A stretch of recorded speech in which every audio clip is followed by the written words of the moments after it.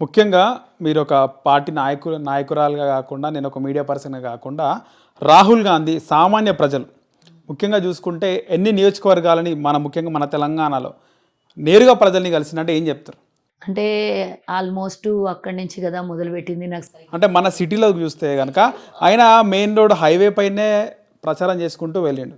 అంటే హైవే పైనే వచ్చిన వాళ్ళని కలుసుకుంటూ. హైదరాబాద్లో ఈ రూట్ ఇట్లా ఉండే మొత్తం ఈ రూటు నాంపల్లి ఇవన్నీ ఇట్లా ఉండే అవును. రూటు మార్చింది.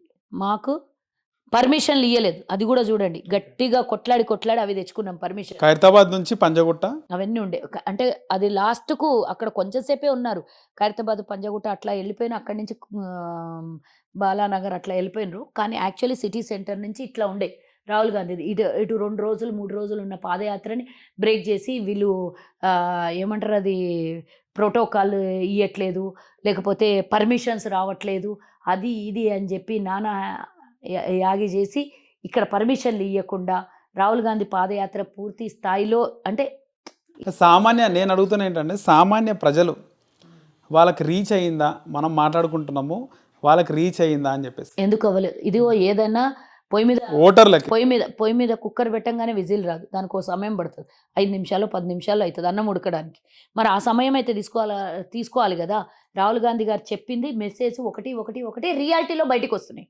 రాహుల్ గాంధీ గారు గుజరాతీ వాళ్ళకు దోషపెడుతున్నాడు అనే విషయం ఈరోజు ప్రతి ఒక్క సామాన్య మానవుడు మాట్లాడుకున్నాడు. అదే నిజమైంది కదా. రాహుల్ గాంధీ గారిని పార్లమెంట్లో నుంచి సస్పెండ్ చేయడం అనేది ఎందుకోసం?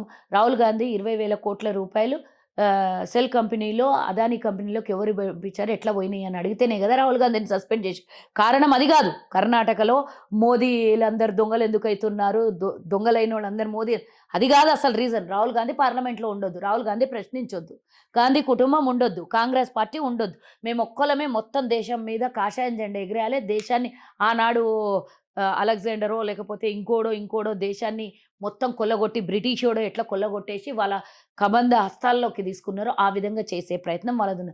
గాంధీ కుటుంబం లేకపోతే ఇంకెవరు వచ్చి కొట్లాడతారు వాళ్ళతో? ఎవడు అడగడు కదా. అది పెద్ద ప్లస్ అయిందంటారా కాంగ్రెస్ పార్టీకి? అన్నీ అయినాయి. రాహుల్ గాంధీ పాదయాత్ర అనేది మేజర్. ఎందుకంటే ఆయన అధికారిక నివాసాన్ని కాల్ చేయించారు. చూడండి మీరు, ఒకటి 24 గంటలు ఇప్పటి వరకు కాంగ్రెస్ పార్టీలో నుంచి పోయిన గడేవడో ఉన్నాడు కదా, కాశ్మీరోడు ముసలోడు, గులాం నబీ ఆజాదు, ఆయనది ఇంకా కోటరీ ఖాళీ చేయించలేదు. మా పార్టీలో నుంచే పోయింది కదా, ఆయన ఎంపీ అయిపోయింది కదా. కానీ రాహుల్ గాంధీ గారికి పగబట్టి వారం రోజుల లోపల కోటరీ ఖాళీ చేయించారు ఎంపీ. ఎంత దారుణము, ఎంత గలీజు!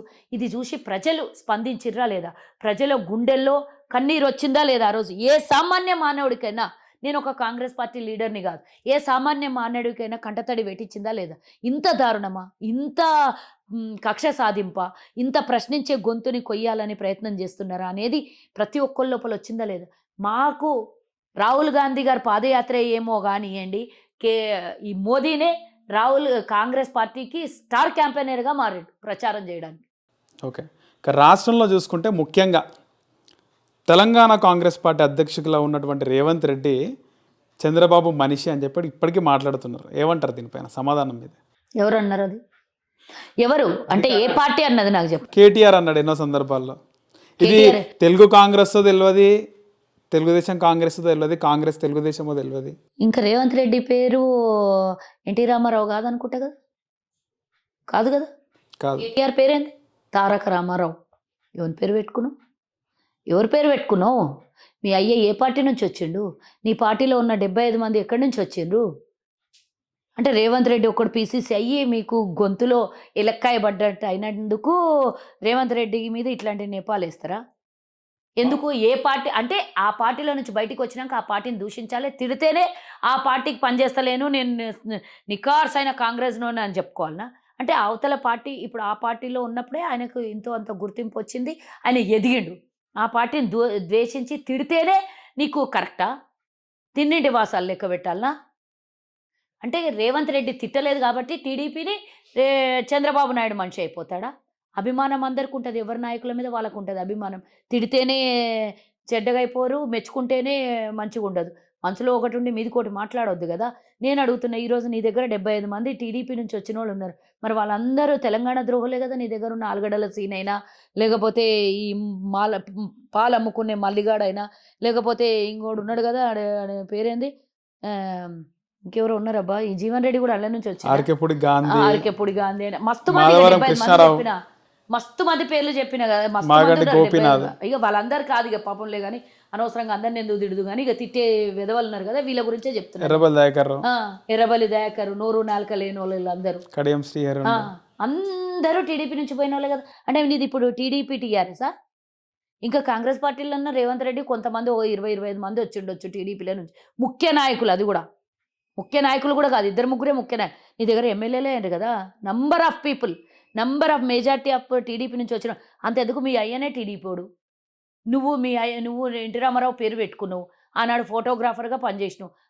అంటే ఇప్పుడు నువ్వు చంద్రబాబు నాయుడు కనుసందల ఎవరు పనిచేసారు ఫోటోగ్రాఫర్ లాగా? నువ్వు చూడు, ఫోటోలు తీస్తుంటాడు, కేటీఆర్ తీస్తుంటాడు. ఓకే, బాలకృష్ణ. మరి అరే నువ్వు కదా బానిసలాగా ఉండి బయటికి వచ్చినవునివి, నీకు మంత్రి పదవి ఇవ్వలేదనే 2001లో బయటికి వచ్చినావు. నీకు మంత్రి పదవి ఇస్తే గాండేపడి ఉంటేవి కదా. ఈ దరిద్రమే ఉండకుండా చంద్రబాబు నాయుడు తిట్టాలి ఫస్ట్. ఆ మంత్రి పదవి ఒకటి పడేస్తే నిజంగా కోరుకున్న తెలంగాణ వేరే వస్తుండే. ఈ కేసీఆర్కి అసలు ఇంత లక్షల కోట్లు తెలంగాణ దోపిడే కాకుంటుండే. ఆ చంద్రబాబు నాయుడు చేసిన తప్పు పనికి ఈరోజు తెలంగాణ ప్రజలంతా అనుభవిస్తున్నారు.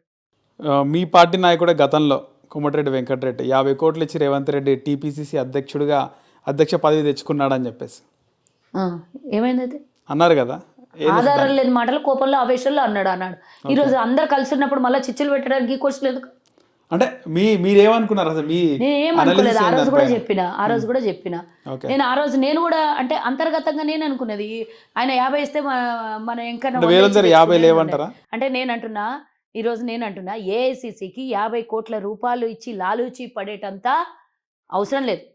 50 కోట్లకు అమ్ముడు పోయేటంత ఏఐసిసి కాదు. దేశంలో ఆనాడు స్వతంత్రం కోసం 177 కోట్లు, అంటే ఈరోజు అది 20-30 లక్షల కోట్ల ఆస్తుంటుండే వాళ్ళకు ఉంచుకుంటే. వాళ్ళ డబ్బు మీద వ్యామోహం లేదు, అధికారం మీద ఆపేక్ష లేదు వాళ్ళకు. అవన్నీ ఉంటే తెలంగాణ ఇచ్చింది ఇక్కడ కూర్చొని తెలంగాణ గెలిపించుకుంటుండే సోనియా గాంధీ, రాహుల్ గాంధీ. అంత లేదు వాళ్ళకి. ప్రజల ఆకాంక్షనే ముఖ్యం అనేది తలచిండ్రు వాళ్ళు. అంటే ఈ 50 కోట్లు 20 కోట్లకు అమ్ముడు పోయి ఏఐసిసి కాదు, ఇట్లాంటివి 28 రాష్ట్రాలు ఉన్నాయి. హాయ్ ఫ్రెండ్స్, మా టుడే టుమారో యూట్యూబ్ ఛానల్ చూస్తున్నందుకు చాలా థ్యాంక్స్. మరిన్ని లేటెస్ట్ వీడియోస్ కోసం వెంటనే సబ్స్క్రైబ్ చేయండి. అలాగే ఈ బెల్ని కూడా రింగ్ చేసేయండి. మా నోటిఫికేషన్స్ అన్ని మీ మొబైల్లో వస్తాయి. అలాగే మా వీడియోస్ మీకు నచ్చితే లైక్ చేయండి, షేర్ చేయండి, నచ్చకపోతే కామెంట్ చేయండి.